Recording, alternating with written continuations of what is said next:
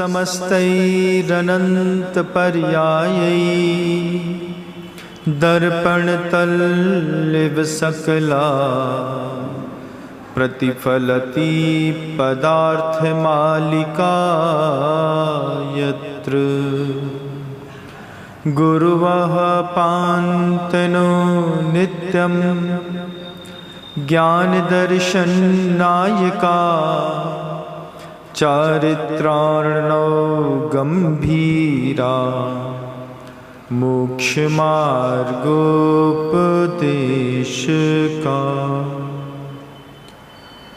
अहिंसा परमो धर्म की परम पूज्य आचार्य भगवंत गुरुदेव श्री विद्यासागर जी महाराज की, वर्तमान आचार्य परमेष्ठी गुरुदेव श्री समय सागर जी महाराज की, समस्त मुनि संघ की,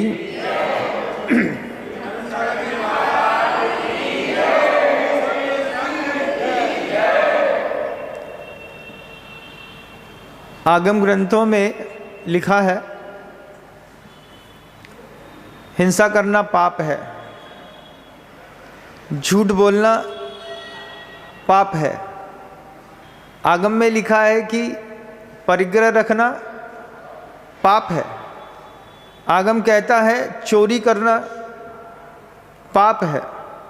आगम कहता है कुशील अब्रह्म का सेवन करना वो भी पाप है। ये 5 पाप आगम ग्रंथों में, जैन आगम ग्रंथों में कहे गए हैं। और संसार में जो लोग रहते हैं ना, उनसे पूछो अनुभव क्या कहता है। तो अनुभव कहता है जब तक झूठ नहीं बोलेंगे तब तक संसार नहीं चलेगा। इस बात को नकार नहीं सकते आप। झूठ बोलना पाप है, लेकिन जब तक झूठ नहीं बोलोगे तब तक संसार चल नहीं सकता। सुबह से लेकर शाम तक कितनी बार झूठ बोलना पड़ता है ना।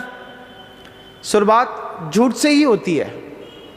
आधा घंटा लेट हुए, दूसरे पर एलिगेशन लगा दिया। क्या बताएं, इसके चक्कर में रात में सो ही नहीं पाए, और सो तो नहीं पाए मोबाइल के चक्कर में, लेकिन नाम फंसा दिया बच्चे का, पति का। झूठ के बिना संसार नहीं चलता, बिल्कुल तय बात है। आगम कुछ कहता है, अनुभव कुछ कहता है। अनुभव कहता है झूठ नहीं बोलोगे काम बनेगा ही नहीं, कितना भी बड़ा आसामी दुनिया में क्यों ना हो। झूठ के बिना उसको संसार में कहीं सुविधा नहीं मिली। संसार में रहना हो तो झूठ का सहारा लेना पड़ता है। और आगम कहता है झूठ बोलना पाप है। महाराज किसकी बात माने? आगम की माने कि वो बात माने जिस बात से काम चल रहा है। आचार्य कहते हैं पहले विचार कर लो, विचार करके देख लो क्या होता है। झूठ बोलने से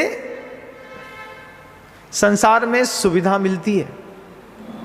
चोरी करने से भी संसार व्यवस्थित रहता है। अनुभव तो यही कहता है ना, सुबह से लेकर शाम तक किसी ना किसी चीज में तो हाथ मारते ही होंगे आप। महाराज हम तो बिल्कुल भी चोरी नहीं करते। आप द्रव्य ना चुराएं तो किसी का भाव चुराते हैं, भाव ना चुराएं तो किसी का और कुछ चुराने की भावना रहती है, विचार चुरा लेते होंगे और उसमें अपना कॉपी पेस्ट करके दे देते होंगे। तो चोरी के बिना भी संसार चल नहीं सकता, हिंसा भी उसके बिना संसार चल नहीं सकता। ये तो सत्य है, क्योंकि कहीं ना कहीं तो हिंसा होती ही है।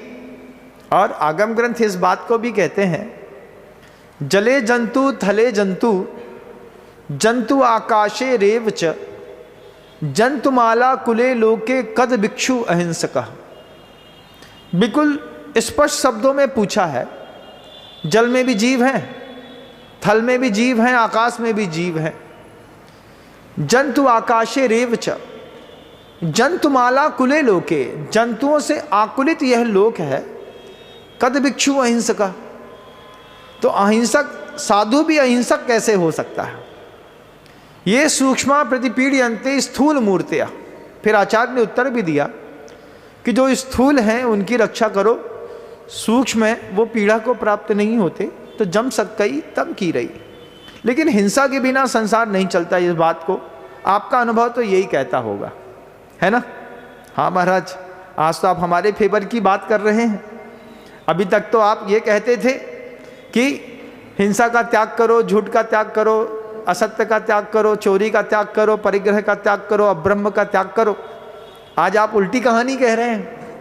आज हम कह रहे हैं कि झूठ के बिना संसार नहीं चलता, असत्य के बिना संसार नहीं चलता, परिग्रह के बिना संसार नहीं चलता। बिल्कुल सही बात है, बिना परिग्रह के संसार नहीं चलता, बिना कुशील के भी संसार नहीं चलता।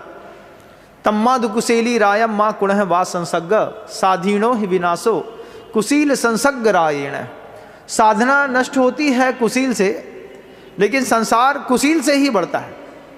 नेत्र का कुशील हो, आँख का कुशील हो, जिह्वा इंद्री का कुशील हो, घ्राण इंद्री का कुशील हो, स्पर्शन इंद्री का कुशील हो, बिना कुशील के संसार नहीं बढ़ता बंधु। ये जब कभी भी आप संसार में रहेंगे, ये प्रकृतियां आपको साथ में लेकर के चलनी ही पड़ेंगी। अब आचार्य कहते हैं बस इतनी सी प्रार्थना करना भगवान से कि प्रभु मेरे पाप को किसी की बद्दुआ ना लगे, इतनी प्रार्थना करो। हाथ जोड़ के प्रभु से बोलो, प्रभु हिंसा छोड़ नहीं पा रहा हूं, बस मेरे हिंसा को किसी की बद्दुआ ना लगे। पता चल जाए किसी को तो भी कोई बात नहीं है, लेकिन अगर किसी की बद्दुआ लग गई तो फिर पूरा जीवन बर्बाद होने में ज़्यादा समय नहीं लगेगा। और आगम ग्रंथ सिर्फ 5 चीज़ों को पाप नहीं कहते, आगम और भी चीज़ों में पाप कहते हैं। भोजन में भी आहार तो ठीक बात है, लेकिन आहार की संज्ञा पाप होती है।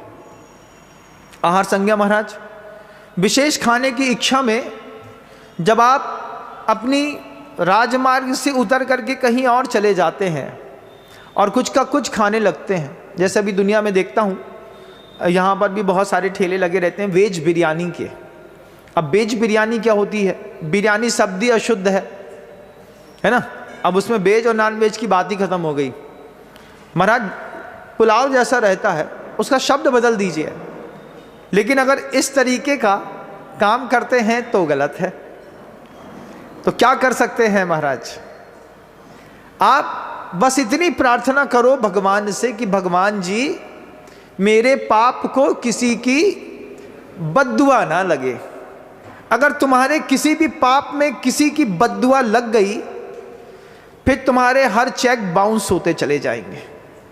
चेक बाउंस, एक बार बचपन में गया जब स्टेट बैंक, तो वहाँ पर एक फोटो बनी हुई थी, उसमें लिखा था गेंद जो लौटे मिले मजा, चेक जो लौटे मिले सजा। तो भगवान से इस बात को बोलो कि अगर मेरा चेक बाउंस हुआ तो बद्दुआ के कारण ही चेक बाउंस होते हैं। कैसे बद्दुआ के कारण चेक बाउंस होते हैं? अब आप सोचिए, आप किसी की रोज हिंसा करते होंगे, शाब्दिक, वाचनिक या शारीरिक। वाचनिक हिंसा तो घर के अंदर होती ही है ना? घर में एकाध महिला ऐसी होती है जिसको घर के सारे लोग शब्दों से इतना मारते हैं कि उसका मेंटल डिस्टरबेंस हो जाता है, बोले मर ना जाएं और क्या करें। तो ये एकाध दिन चेक बाउंस होगा आपका भी, ध्यान रखिएगा। हम इस बात को अभी 2-4-5 दिनों में ही कह रहे हैं, और बार बार इसलिए कह रहे हैं कि आपके दिमाग में चढ़ जाए। हार्ट अटैक आया, घर से पैसा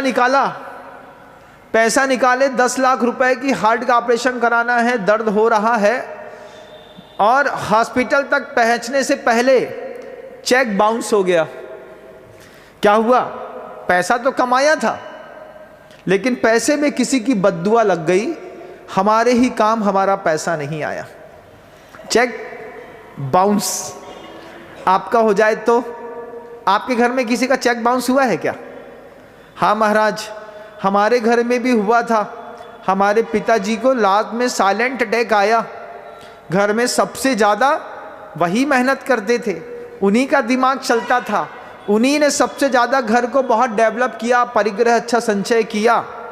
लेकिन आपके पिताजी को किसी की बद्दुआ लग गई, और बद्दुआ लग जाने पर पिताजी का हार्ट अटैक का चेक बाउंस हो गया, और पिताजी बेचारे बाउंस होकर के निकल लिए।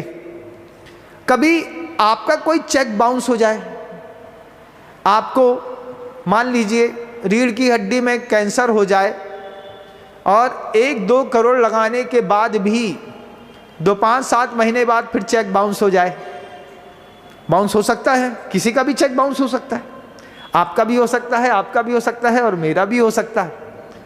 तो गुरुजी कहते हैं प्रार्थना करना भगवान से जाकर के, भगवान पाप तो मेरे हैं, बस मेरे पाप में किसी की बद्दुआ ना लगे।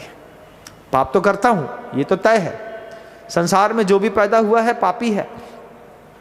साधु साधना करके, प्रतिगमन करके, प्रायश्चित करके, एक समय का भोजन छोड़ करके, शुद्ध भोजन करके, अपनी माला फेर करके, केशलोच करके, पद विहार करके अपने पाप की शक्ति छीन कर देता है, बहुत कुछ खत्म कर देता है। थोड़ा बहुत उदय में आता है, एक आध फुड़िया होगी काम हो जाएगा, और तुमको फुड़िया तो होगी लेकिन अंदर होगी, बाहर नहीं होगी, और तुम्हारा काम हो जाएगा। हमारा बाहर की फुड़िया से काम हो गया और तुम्हारा अंदर फुड़िया हुई, तुमको पता भी नहीं चला। अंदर ही अंदर घाव हो जाते हैं शरीर में, वहीं से मवाद रिश्ती है, सोच काली होने लगती है। डॉक्टर बाद में कहता है अंदर से सड़ गया है, इसका काम हो गया। अगर आपका कोई चेक बाउंस हो जाए और आपकी संपत्ति आपके भी काम ना आ पाए, कितना अफसोस होगा।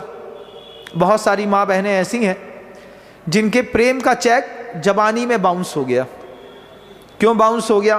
पति था, शादी के 5 साल बाद ही चला गया, चेक बाउंस। प्रेम का चेक बाउंस हो गया ना, हो गया महाराज। सोचते थे उनके साथ जिंदगी जिएंगे, लेकिन प्रेम का चेक बाउंस हो गया। महाराज सोचते थे बेटी के साथ जिंदगी जिएंगे, लेकिन बेटी का चेक भी बाउंस हुआ। कितनी उम्र में? ठीक 22 साल की उम्र में। जिस दिन पता चला कि हमारी सौम्या बहुत प्यारी दिख रही है, उसी दिन पता चला, क्या पता चला? उसी दिन पता चला कि सौम्या माथे पे यहाँ पर सिंदूर नहीं लगाती। कहाँ लगाती है? ऐसा ये मांग के बीच में यहाँ पे खोद करके, और अपने पति का नाम का सिंदूर लगा के बाल को ऐसा कर दिया, और पता भी नहीं है कि सौम्या के माथे पर, सिर पर किसी के नाम का सिंदूर लग गया। पिता को पता तक नहीं चला। क्या हुआ? बेटी की प्रेम का चेक बाउंस हो गया। आपके घर में भी एक आध चेक बाउंस हो रहा होगा, होने वाला होगा, है ना महाराज? घटना तो ऐसी ही होने वाली है। अभी हुआ, बस सभी सुन करके ही आ रहा हूँ। किसी ने बताया महाराज हमारी बेटी है सौम्या, और वो किसी नीच जात के लड़के के साथ, बिल्कुल करिया कलूटा, उसके साथ शादी कर ली है। अब आप बताइए हम क्या करें? तो हमने कहा भैया तुम्हारी बेटी का चेक बाउंस हो गया। महाराज क्या करें? हमने कहा इतने पाप किए होंगे, तुम्हारे पाप में किसी की बद्दुआ लग गई। पुण्य में बद्दुआ नहीं लगी, पाप में बद्दुआ लग गई, क्योंकि पाप तो तुमने कभी छोड़ा ही नहीं। पाप की बद्दुआ लग गई, और बद्दुआ फलीभूत हो गई लड़की के साथ। लड़की का चेक बाउंस हो गया, पति का चेक बाउंस हो गया। तुम्हारे शरीर में हार्ट अटैक आया, लेकिन उसका चेक भी बाउंस हो गया। हार्ट फेल हो गया तो चेक बाउंस हो गया। इंस्टेंट जल गया तो सौभाग्य है किस बात का? कि भैया अभी तो हमारे पुण्य का एक आध कुछ पैसा हमारे जेब में, शरीर पे लग गया। लेकिन मान लो कभी रीढ़ की हड्डी में टीवी हो जाए, बैठ भी ना पाओ, लेटे लेटे जिंदगी जीनी पड़े, चेक बाउंस हो गया। पैरालाइज अटैक आ जाए, शरीर का चेक बाउंस हो गया। तुम्हारा चेक बाउंस हो जाएगा तो कैसा लगेगा? अभी तो किस्मत बहुत तेज है कि 70-75 साल जिंदगी जी ली और तुम्हारे चेक लगे ही नहीं। तुमको चेक लगाने की जरूरत पड़ी नहीं, क्योंकि तुमको किसी की बद्दुआ लगी नहीं। लेकिन अगर किसी की बद्दुआ लग जाए, भोजन के माध्यम से किसी की बद्दुआ लग जाए, तुम जो खा रहे हो उस भोजन में पाप, हिंसा, झूठ, चोरी, कुशील और परिग्रह ही नहीं है, इसके अलावा भी आगम ग्रंथों में और भी पाप बताए गए हैं। आचार्य कह रहे हैं अपने भोजन की हिंसा का पाप किसी की बद्दुआ न लग जाए, इसका ध्यान रखना। तो जो लोग मांस खाते हैं, शराब पीते हैं, उनको भी किसी की बद्दुआ तो लगती होगी। लगती है कि नहीं? लगती है महाराज। आप भी देखिएगा कि आपके भोजन में किसी की बद्दुआ तो शामिल नहीं है। बद्दुआ तो है महाराज, किसकी ये देख लो, चेक कर लो सबसे पहले। अगर उसकी बद्दुआ लग गई और तुम्हारे भोजन में पाप लग गया तो फिर बड़ी दिक्कत होने वाली है। यहाँ पर एक गड्ढा किया जाएगा। अब तुम खाओगे तो जरूर, नहीं तो ये गले से खाओगे, नहीं तो नाक में एक नली डाल देंगे, रोटी मिक्सी में पीसेंगे दूध के साथ, और नाक में नली के साथ बस उसको चुंगी लगा करके ठूंस दिया और ऊपर से प्रेशर डाल दिया तो नाली से वो पेट तक पहुंच जाएगी। क्या हुआ? भोजन में बद्दुआ लग गई। भोजन में बद्दुआ लग गई, भोजन सब रखा है, खा नहीं सकते महाराज। भगवान से प्रार्थना करो, भगवान क्या मेरे पाप को किसी की बद्दुआ ना लगे। अगर मेरे भोजन में किसी की बद्दुआ लग गई तो फिर जाएगा यहाँ से और निकलेगा यहाँ से। वो वहाँ से भी नहीं निकलेगा जहाँ से निकलता है। पेट में छेद कर दिया महाराज, और छेद करने के बाद वहीं पर प्लास्टिक की एक थैली लटका दी है, ऊपर से एक कपड़ा पहना दिया है। लगातार क्या हो रहा है, वहाँ से खा रहे हैं, यहाँ से बह करके उस प्लास्टिक की थैली में निकल रहा है। आंतों में सामर्थ्य नहीं थी, पूछा क्यों नहीं थी, बस इतना ही था, बहुत ज़्यादा अल्कोहल, बहुत ज़्यादा मांस, बहुत ज़्यादा सिगरेट, तीन चीज़ों ने शरीर को छोटी उम्र में इतना डैमेज किया कि हमारे भोजन में किसी की बद्दुआ लग गई। भोजन में बद्दुआ लग गई, भोजन बर्बाद हो गया। आपके यहाँ तो किसी को बद्दुआ नहीं लगी? बोलो महाराज, हमारे घर में किसी को बद्दुआ नहीं लगी। सौभाग्य है अभी तक तुम्हारे घर में भोजन में बद्दुआ नहीं लगी। एक बार बद्दुआ लग जाए फिर आप देखो जिंदगी कैसी होती है। आचार्य श्री जी इसलिए कहते हैं बेसहारे का सहारा बनो। बेसहारे का सहारा बनने पर गुरुजी कहते थे तुमको दुनिया में आशीर्वाद देने वाले तो बहुत मिल जाएंगे, लेकिन दुआएं देने वाले तुमको नहीं मिलेंगे। आप भी देख लीजिएगा, आपके पास जीवन में ऐसा सौभाग्य तो बहुत है जब आप किसी का पैर पड़ सकते हैं और कोई आपको आशीर्वाद दे सकता है। लेकिन अपना आंख बंद करके अपने आप से पूछिए, ऐसा कौन सा व्यक्ति है जो हमको दुआ भी देता होगा, भगवान उनका स्वास्थ्य अच्छा रखो, प्रभु उनका स्वास्थ्य अच्छा रखो। वो जरूरी है। जब गुरुदेव अपने बीमार की अवस्था में चल रहे थे तब पूरी दुनिया के लोग उनके नाम पर शांति विधान करते थे। पूरी दुनिया में उनके नाम पे माला फेरी जाती थी। हर घर में महिला ने नमक, बूरा, शक्कर छोड़ करके भोजन किया। किसी ने एकासन का नियम लिया, किसी ने चप्पल छोड़ दी, किसी ने रात्रि भोजन छोड़ दिया। सबके मन के अंदर एक भावना थी, हर आदमी दुआ दे रहा था उन महापुरुष को, हमारी उम्र उनको लग जाए, वो रह जाएं, हमारे रहने नहीं रहने से कोई फर्क नहीं पड़ता। एक ऐसे महापुरुष जिन्होंने पूरा जीवन बुद्धिमत्ता का नहीं, संवेदनशीलता का जिया। बड़ा आदमी पैसे से बड़ा नहीं होता, बड़ा आदमी संवेदनशीलता से बड़ा होता है। आप कितने संवेदनशील हैं, वही संवेदनशीलता आपके बड़े होने का प्रमाण पत्र है। हम संवेदनशील हैं तो हम बड़े हैं, हम धन से बड़े होने पर तो बद्दुआ लग रही है, इसको ध्यान रखना। जिस दिन किसी की बद्दुआ सफल हुई उसी दिन लिम्बोर्नी कार में चलते हुए व्यक्ति खाई से नीचे गिरता है और लकड़ी का ठूंठ उसकी आंख को फाड़ता हुआ अंदर निकल जाता है। बद्दुआ लगने में ज़्यादा टाइम नहीं है, समझ के रहियो भैया, है ना। संसार बड़ा विचित्र है, इसलिए भगवान से क्या प्रार्थना करनी है? भगवान मेरे पाप को किसी की बद्दुआ ना लगे। अगर किसी की बद्दुआ लग गई तो तुम्हारा हिसाब किताब लगाने में ज़्यादा समय नहीं लगने वाला है। अब बताओ, भोजन में बद्दुआ लगी तो नाली यहाँ से ठूसी, यहाँ से निकल रहा है ना। अब दूसरी बात, तुमने किसी और को बहुत ज़्यादा भयाक्रांत करके रखा होगा, किसी के भय की बद्दुआ अगर तुमको लग जाए तो घर के अंदर या फिर पशु पक्षियों में या फिर नौकरों में या फिर किसी और में, आपका परिवार कितना बड़ा है एक बार आप तय कर लीजिए।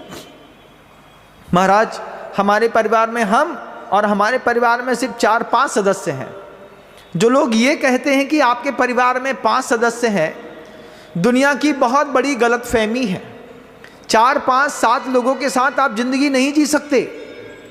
गली का कुत्ता भी आपके परिवार का सदस्य है। गली का कुत्ता भी आपके परिवार का सदस्य है। आपके यहाँ काम करने वाले कर्मचारी भी आपके परिवार के सदस्य हैं। हम उनको सदस्य मानते नहीं महाराज, नौकर मानते हैं। जिस दिन नौकर की बद्दुआ लगेगी उसी दिन नौकर तुम्हारी जवान लड़की को लेके भग जाएगा। क्या हुआ? नौकर की बद्दुआ लग गई। नौकर को नौकर नहीं कहते भैया, नौकर को परिवार का सदस्य कहते हैं। और परिवार के सदस्य के जैसे नौकर का पोषण करोगे तब तो ठीक, और नहीं तो अगर नौकर तुम्हारी 22 साल की जवान लड़की को लेके भग गया, ड्राइवर लेके भग गया महाराज, दुकान में बैठाते थे, पुड़िया बांधने वाला लेकर के भग गया, सोचो ये बद्दुआ नहीं है क्या? बद्दुआ है कि नहीं है? अभी लग रही होगी, लग जाएगी अगर तुम अपने घर के नौकर को नौकर कहते होंगे। नौकर नौकर नहीं होता, परिवार का सदस्य होता है, उसका भी ध्यान रखना पड़ता है। कभी मालिक बन करके किसी नौकर का माथा छू के देखना।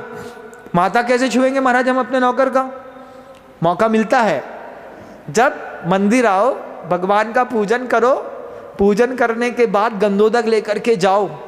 गंदोदक ले जा करके घर के मालिक का कर्तव्य है, घर के अंदर रहने वाले हर कर्मचारी को अपने हाथ से गंदोदक लगाएंगे। ये छोटी सी परंपरा कर्मचारी को सदस्य के रूप में परिवर्तित कर देगी। किसी भी कर्मचारी की बद्दुआ नहीं लगेगी तुम्हारी जवान बेटी पे। नहीं तो क्या महाराज, 19 साल की लड़की, 18 साल 5 महीने की लड़की नीच कुल के ड्राइवर के साथ तुम्हारी गाड़ी लेके और साथ में 1 किलो सोना लेके और 5 लाख नगद लेके निकल ली। महाराज आपको कैसे पता? साधु को क्या नहीं पता? साधु बहुत कुछ सोच करके उपदेश देता है। साधु कहता है भगवान से प्रार्थना करो मेरे पाप को किसी की बद्दुआ ना लगे। तो फिर भगवान से जाके बोलो मेरे पाप को किसी की बद्दुआ ना लगे। तुम्हारा कोई भी चेक बाउंस होगा, तुम्हारी जिंदगी नरक हो जाएगी। तुम्हारी पति का चेक बाउंस हुआ, तुम्हारी जिंदगी नरक हो जाएगी। तुम्हारी बच्ची का चेक बाउंस हुआ, तुम्हारी जिंदगी नरक हो जाएगी। तुम्हारे लड़के का चेक बाउंस हुआ, हो गया महाराज। लड़का क्या करता है? कबीर सिंह की मूवी देख करके उल्टी स्टाइल से पीता है। उल्टी स्टाइल से कहाँ पी रहा है? रोड में खड़े होकर के। अरे क्यों पी रहा है? क्या हो रहा है? धीरे धीरे चेक बाउंस हो रहा है। आज नहीं तो कल पूरा चेक बाउंस होगा। जब लड़के की पैंट की जेब में पान पराग का डिब्बा मिल जाए, राशि मिल जाए, माणिक चंद मिल जाए, समझना चेक बाउंस के लक्षण हो रहे हैं। ओवर राइटिंग होने वाली है। जब लड़का घर के अंदर नीच जात की लड़कियां लाने लगे, बैठा करके खिलाने लगे, समझना भैया चेक बाउंस होने वाला है। फिर लड़का धीरे से चेक बाउंस के लिए बाहर चला जाए, वहीं पे किसी कोरियन लड़की से शादी कर ले। महाराज बहुत सुंदर दिखती है, दिखती तो बहुत सुंदर है, खाती क्या है ये बता दो, चेक बाउंस हो गया। अब क्या हुआ? तुम्हारे पैसे का चेक बाउंस, तुम्हारे पाप को बद्दुआ लग गई। लड़के में बद्दुआ लगी तो लड़का बर्बाद, लड़की में बद्दुआ लगी तो लड़की बर्बाद, पति में बद्दुआ लगी तो पति आईजा माजी सटकेला ऊपर। और अगर तुमको बद्दुआ लग गई तो, तुम्हारे पाप की बद्दुआ तुम्ही को लग गई तो क्या करे महाराज? ये हाथी नहीं उठ रहा है। अब धीरे धीरे क्या होगा? ये हाथ का दर्द छाती पे आ गया, दिल में घुसा, एक झटका मारा रात में क्या हुआ महाराज, तीसरे दिन उनके नाम की 1 लाख की खीर पूड़ी बांटी और उसके बाद अपने अपनी जगह हो गए। ये संसार है, ध्यान रखिएगा, बिना संसार में झूठ बोले काम नहीं चलता। ये बात हमको समझ में आती है, संसार में रहना हो तो बिना झूठ के नहीं बनती बात। लेकिन तुम्हारे झूठ को अगर बद्दुआ लग गई, और कल्पना करो कभी किसी साधु की लग गई, तब क्या होगा। तपस्वी मुनि की बद्दुआ लग जाए तो फिर क्या होगा। दैपायन की बद्दुआ लग गई द्वारिका को, 12 योजन की धरती खाक हो गई। भगवान के पास जाओ, गुरु के पास जाओ, तपस्वी के पास जाओ तो डरो, किस बात में, साधना करता है, अगर इसकी बद्दुआ लग गई तो और गड़बड़ हो जाएगा। तो हाथ जोड़ के बैठता है आदमी, भगवान आपकी न लगे, आप सहारा दो। हम आपसे पूछेंगे, हम आपसे आपके अंतर मन से प्रश्न करेंगे कि एक व्यक्ति ऐसा बताओ जो तुम्हारे अब्सेंस में तुमको दुआएं देता हो। एक व्यक्ति बताओ, अपने लिए खोजो पहले। महाराज मेरे जीवन में एक व्यक्ति है, कौन है, नाम तय करो और ईमानदारी के साथ उसका पालन करो जो तुमको दुआएं देता है। अभी मैं किशनगढ़ होकर के आया, देश के भामाशाह माने जाते हैं। पहले सोचता था कि सिर्फ नाम के भामाशाह हैं, लेकिन वहां पे जाकर के देखा तो वास्तव में भामाशाह हैं। हर कर्मचारी उसको दुआ देता है, मेरा मालिक सुरक्षित रहे, क्योंकि मालिक कर्मचारियों को परिवार के सदस्य के जैसा रखता है। सबसे बेहतरीन भोजन, सबसे अच्छी हेल्थ इंश्योरेंस पॉलिसी, सबसे अच्छी सुविधाएं, किसी चीज की कमी नहीं। मालिक ने परिवार बसाया है 10,000, 20,000, 25,000 लोगों का, उसमें चाहे अशोक भाई साहब हो, सुरेश जी हो या विमल जी हो, तीनों मालिकों को लोग दुआएं देते हैं। ये जैन शासन के ब्रांडेड लोग हैं, ये ब्रांडेड लोगों को दुआएं मिलती हैं। आपको कौन दुआ देता है, कोई देता हो एक आध, कोई पंछी देता हो, कुत्ता देता हो, परिवार में आपका पुत्र देता हो आपको दुआ, पति देता हो आपको दुआ, कौन देता है दुआ, कोई देता है क्या, नहीं देता। अभी मौका है, किस बात का महाराज, एक व्यक्ति खड़ा करूंगा जो हमको दुआ देगा। किसी गरीब का सहारा बनोगे तो वो दुआएं देगा। कैसे, गर्मी आ रही है, छोटा सा प्रयोग करते हैं, घर के बाहर एक पानी की खुली टंकी रख देते हैं। इतनी बड़ी टंकी, इतनी ऊंची भी नहीं कि कोई मुंह डाल के पानी ना पी पाए, इतनी बड़ी भी नहीं कि कोई अंदर घुस जाए तो निकल भी ना पाए। 1-1.5 फुट की टंकी होती है, ऊंची चौड़ी, उसमें गाय है, कुत्ता है, बैल है, भैंस है, रोड में निकलते होंगे, कोई और पंछी निकलता होगा, चिड़िया हैं, कबूतर हैं, ये धीरे धीरे वहाँ पे जगह बनाएंगे। जब कोई गाय रोज़ तुम्हारे दरवाजे पर आकर के उम्मीद से 2 रोटी मांगने लगे तो समझना एक गाय की दुआ लगना शुरू हो गई है, यही गाय मुझे इस पाप से बचाने में सामर्थ्यवान बनेगी। किसी की तो दुआ लगे, किसकी, एक गाय की लग जाए, एक बछिया की लग जाए, 4 कबूतर की लग जाए, किसी पंछी तोते की लग जाए, लेकिन दुआ लग जाए भगवान। एक बहुत छोटा सा 9,000 रुपए का वो पानी ठंडा करने की मशीन आती है। अभी मैं कहाँ पे था, हम कहाँ पे थे, अभी अजमेर में थे, तो जंगल जाते थे तो बगल में देख लिया, उसमें एक छने पानी का घड़ा लगा दिया या फिर टंकी में पानी भर दिया, ठंडा पानी दुनिया को मिलता रहेगा, किसी गरीब की दुआ मिलेगी। ये किसी की दुआओं के लेने के तरीके होते हैं। सफ़र में चलिए तो 2 बॉटल पानी एक्स्ट्रा लेके चलिए, बस में चलिए तो 2 बॉटल पानी एक्स्ट्रा लेके चलिए, ट्रेन में चलिए तो 2-3 लीटर पानी एक्स्ट्रा लेके चलिए, और परहित के लिए लेकर के चलिए। पीना नहीं है, किसी को ज़रूरत होगी, किसी के बच्चे को आवश्यकता होगी, उसको दे दूंगी। 200 ग्राम दूध कहीं से भी सफ़र में चलिए, एक्स्ट्रा लेकर के चलिए, कहीं से भी। जीवन के छोटे छोटे नियम हैं, लेकिन जीवन को एक ड्रामेटिकल चेंज लाते हैं, वो ऐसा बदलते हैं कि लोग देखते रहेंगे। एक छोटी सी बोतल खरीदो 200-400-250 रुपए की, कोई बड़ी चीज़ नहीं है, और संकल्प लो, अपनी कार में चलूँगा, ट्रेन में चलूँगा, कहीं भी चलूँगा, सफ़र में चलूँगा तो 200 ग्राम दूध साथ में लेकर के चलूँगा। हो सकता है वो 200 ग्राम दूध किसी नवजात शिशु के काम ट्रेन में आ जाए। वो सोच रही हो कि मेरे बच्चा भूख से प्यासा है, इसको दूध नहीं है। हो सकता है किसी माँ के पास दूध उपलब्ध ना हो और उसको ट्रेन में सफ़र में कहीं दूध भी ना मिल रहा हो। 200 ग्राम दूध लेकर के चलो बस। 6 घंटे तक उस दूध को अपने पास रखो, 7वें घंटे में खुद पी लो। लेकिन ये सफ़र में दूध लेकर के अगर चलोगे और अगर किसी बच्चे के काम आ गया, किसी छोटी सी शिशु के काम आ गया, उसकी दुआएं तुम्हारे पाप को नष्ट करती चली जाएंगी। ये दुआओं का कमाल होता है कि नहीं? होता है महाराज। आप कर सकते हैं, इसमें बहुत ज़्यादा मेहनत भी नहीं है। सफ़र में चला हूँ, कुछ साथ में लेके दूसरों के लिए चला। मैं सफ़र में चलता था तो माँ से 4 पराठे एक्स्ट्रा लेकर के चलता था। 4 पराठे और रख देना। माँ कहती थी घर में तो 7 खाता है, बाहर जाता है तो 12 मांगता है। हमने कहा धर दो, ट्रेन में भूख ज़्यादा लगती है, तो थोड़े से पापड़, थोड़ा सा चूड़ा, थोड़ा सा नमक, थोड़ा सा अचार ज़्यादा रख लिया। पहले खुद खा लिया और खाते खाते में लगा कि हमारा पड़ोसी भूखा है, एक बार प्रोवाइड करा दिया। भाई साहब पराठे खाएंगे क्या? शुद्धगी का है, घर का है। उसने पराठा उठाया, माथे से लगाया।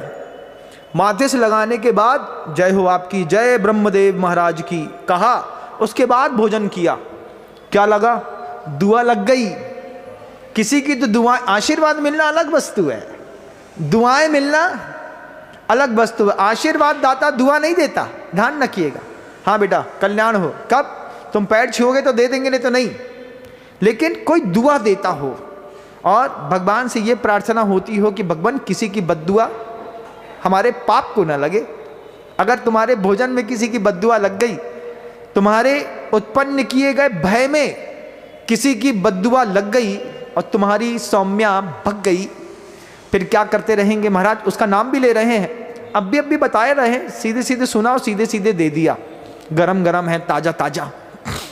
आपके घर की भी सौम्या हो सकती है, 16, 17, 18, 19, 20, 21, 22 साल की, और धीरे धीरे जब लड़की 28 से पार हो जाए और ब्याह न करे तो भी निश्चित है किसी नीच जात के लड़के के साथ फंसी है, उसी के साथ भगेगी। 28 साल की उम्र में शादी नहीं करना महाराज, अभी 1 साल जॉब और करेंगे, जॉब नहीं करेगी। इसको किसी की बद्दुआ लग गई, तुम्हारे घर की बेटी किसी और की हो गई।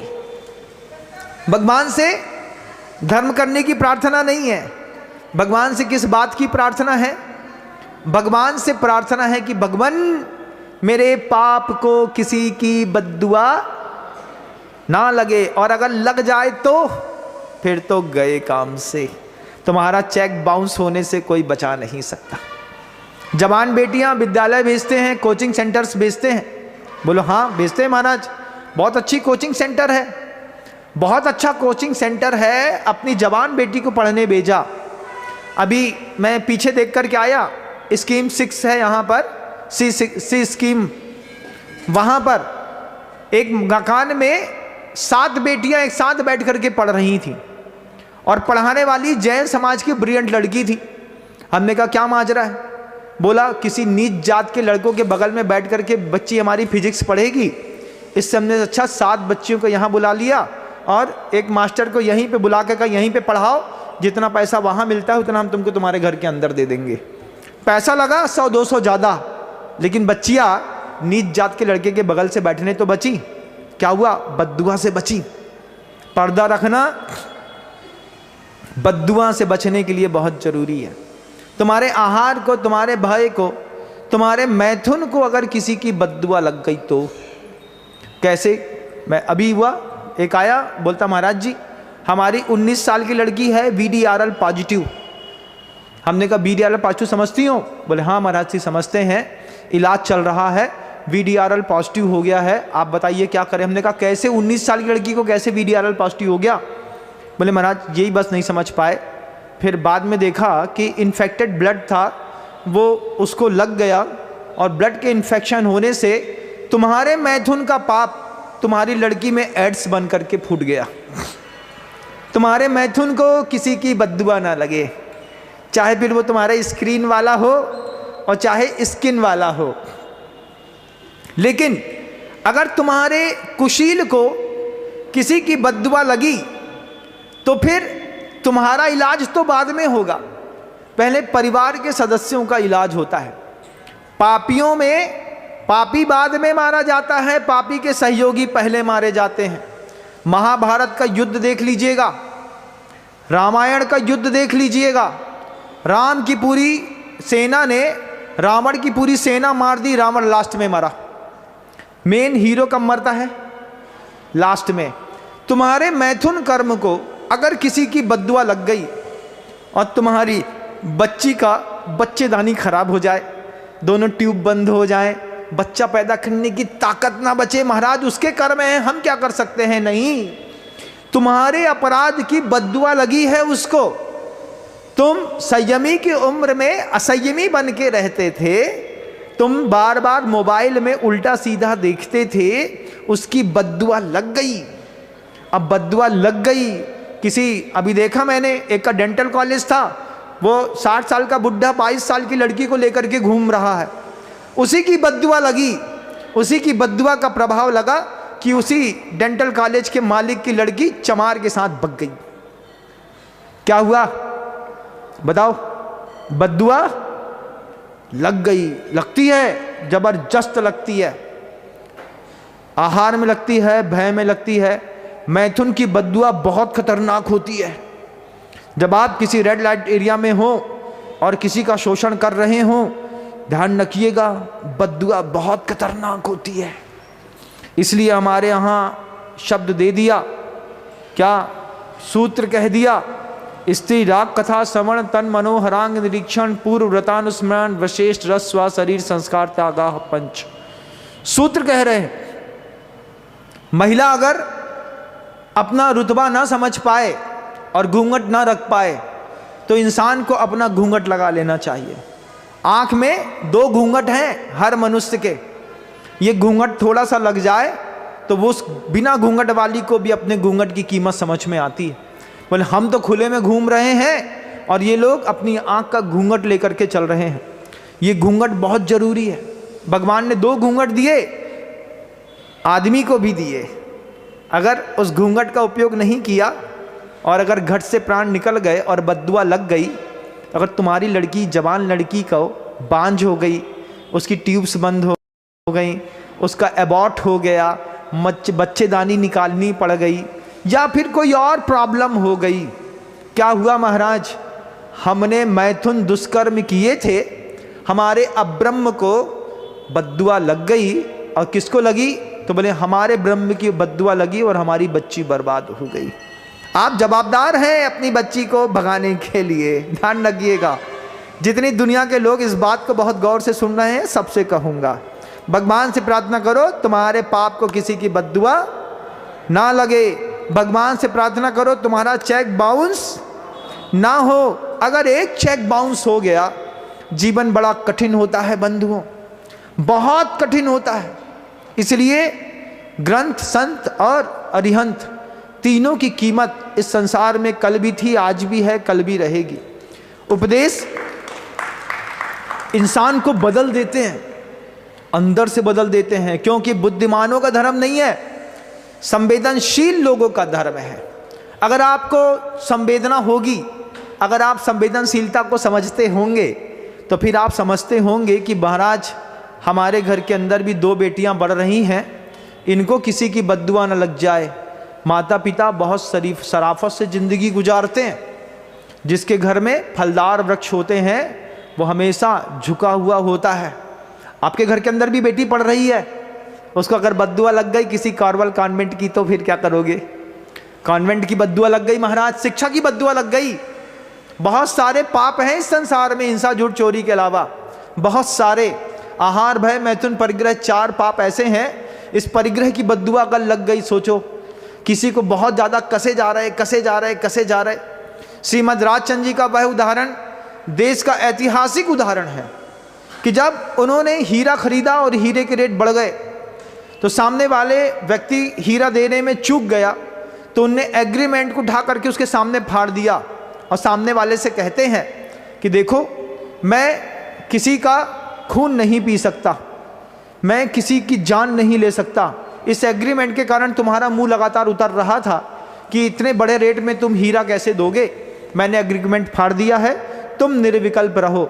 लेकिन अगर तुम्हारे परिग्रह को किसी की बद्दुआ लग गई तो लगती है, परिग्रह में भी बद्दुआ लगती है।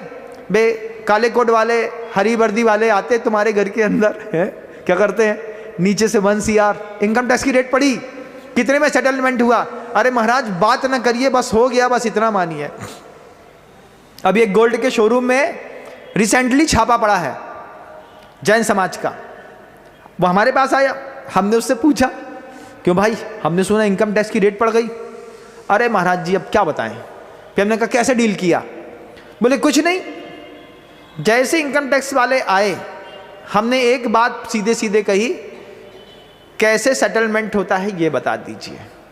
उन्होंने अपनी भाषा बता दी, हमने वो भाषा सुन ली, उस भाषा का हमने प्रयोग कर लिया। हमने कहा फिर क्या हुआ, 3 दिन तक बैठे रहे फिर चले गए।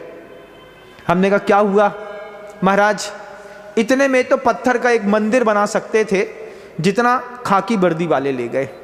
बद्दुआ लगी ना तुम्हारे पैसे को, तुम्हारे परिग्रह को बद्दुआ लगेगी, किसी ना किसी की लगेगी। तो उस परिग्रह में बद्दुआ ना लगे तो परिग्रह का भी सही समय पर उपयोग कर लेना चाहिए। बच्चों को भी नहीं दे पा रहे, खुद भी नहीं खा पा रहे, दान भी नहीं दे पा रहे। परिग्रह कृपणों सम द्वितीयो दाता नास्ति, नीति कहती है कृपण से जैसा लालची लोभी से बड़ा दुनिया में कोई दाता नहीं है। क्यों, ना खाता है ना खाने देता है, फिर क्या है, पूरा छोड़ के जाता है, फिर उसके छोड़े गए चीज़ों में पूरी दुनिया मजा करती है।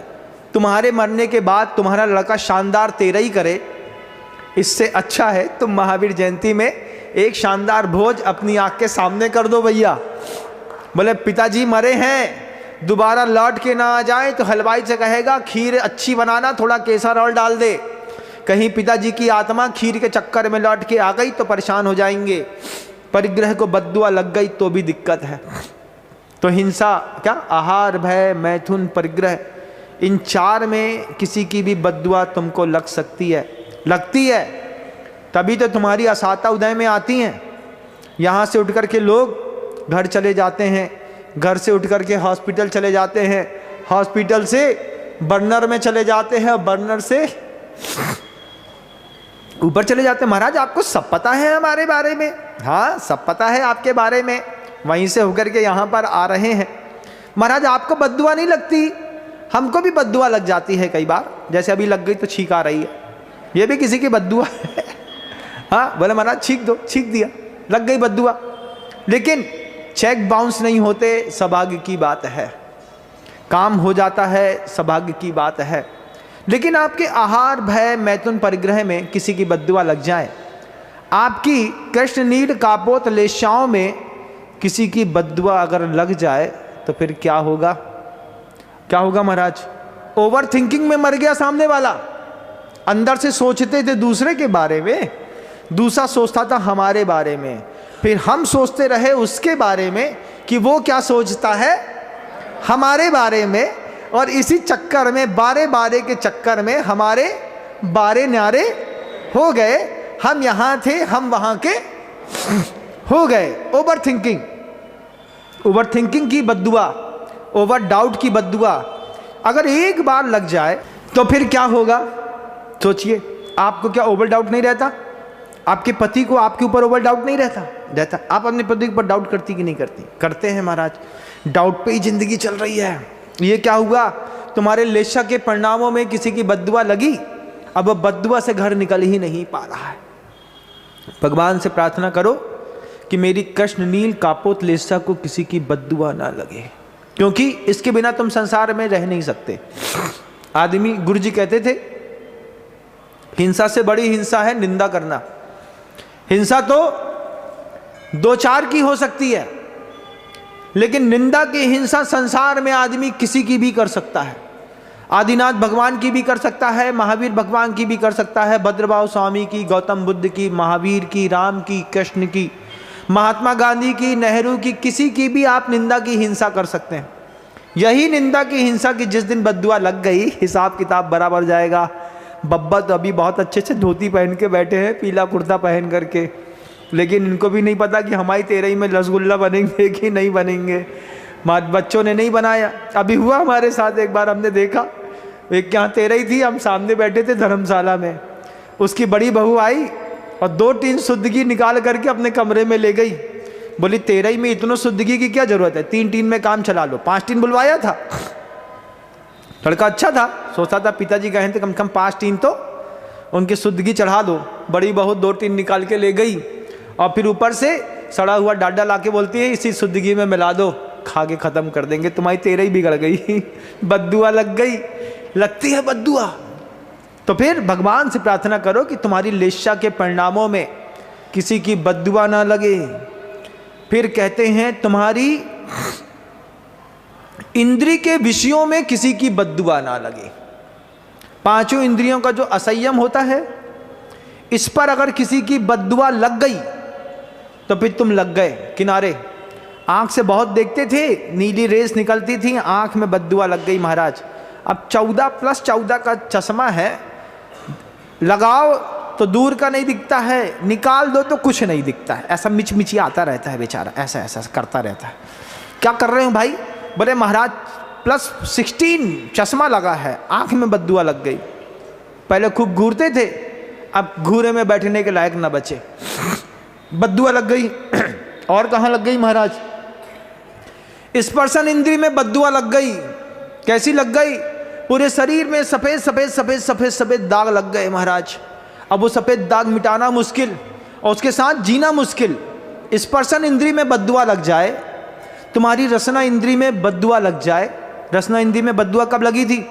अभी लगी थी जब वो कोरोना आया था ना, तब जिब्बा का स्वाद चला गया था, बद्दुआ लग गई थी। चीन से आई थी बद्दुआ, नाचते घूमते घामते, हाँ कमोली का शाका खप सबको खा गई। फिर क्या हुआ महाराज? 25 दिन तक रोटी ऐसा लग रही थी जैसे गाय के सामने भूसा डाल दिया और भूसा चल रहे हो।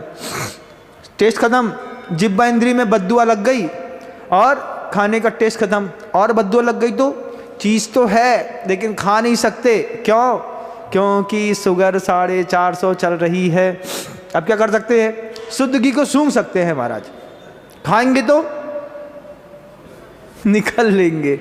रसगुल्ला गुलाब जामुन बना है, पिताजी देख रहे हैं, हमारे सामने दिल जल रहा है किस बात के लिए, खोबा आया, ओटा, ये किया वो किया, रसगुल्ला बने, हमारी शुगर 450 है, थोड़ी सी खा लें तो क्या होगा? फिर क्या होगा महाराज?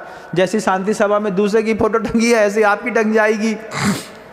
ये भी बद्दुआ है। तो तुम्हारी रसना इंद्री को किसी की बद्दुआ ना लगे, तुम्हारी स्पर्शन इंद्री को किसी की बद्दुआ ना लगे, तुम्हारी नेत्र इंद्री को किसी की बद्दुआ ना लगे, तुम्हारी घ्राण इंद्री को किसी की बद्दुआ ना लगे महाराज। कुछ भी हो, सूंघने में बदबू आती नहीं, बद्दुआओं का प्रभाव है।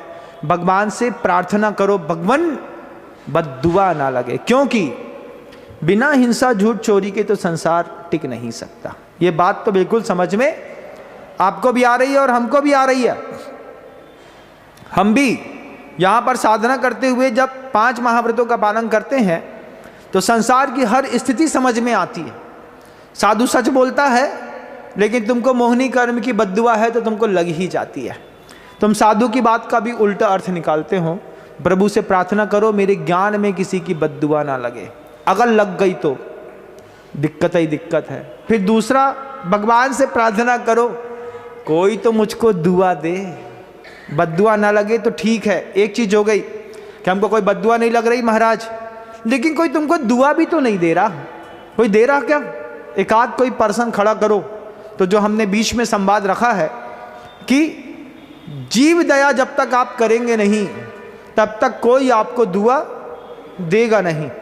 अशोक जी भाई साहब इतना दान करते हैं, जो उनके पैसे से स्टूडेंट बन के IAS ऑफिसर बना है वो भी पैर ढोक देता है, नेता भी ढोक देते हैं, मंत्री भी देते हैं, कर्मचारी भी देते हैं, साधु भी बहुमान की दृष्टि से देखते हैं उनको। क्यों? उनकी भी दुआएं हैं। जब शांति धारा पढ़ते हैं तो उनके बारे में भी भावना कर लेते, भगवान इस महापुरुष का सौभाग्य बढ़ता रहे, ऊंचा उठता रहे, क्योंकि जब तक ये हैं तब तक जैन शासन ऊंचा उठा हुआ है। ऐसा कभी कोई आपके बारे में भी सोचे, इसकी भी चिंता करिएगा। शब्द को विराम देते हैं। गुरुदेव श्री विद्यासागर जी महाराज की।